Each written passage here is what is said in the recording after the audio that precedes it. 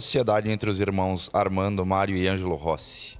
Com o passar dos anos, acompanhou o crescimento da cidade e a transformação das necessidades das famílias e das empresas, adaptando-se às mudanças do mercado e construindo uma trajetória marcada pela proximidade com a comunidade.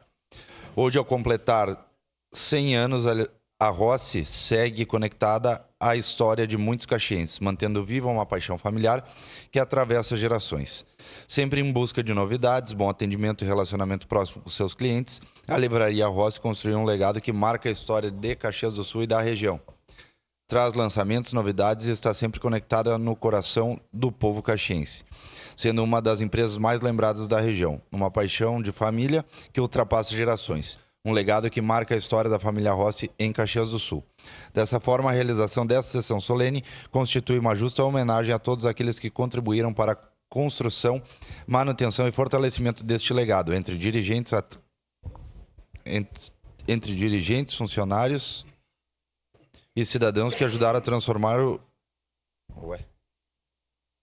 Pelas razões acima expostas, contamos com o apoio dos nobres pares para a aprovação do presente requerimento.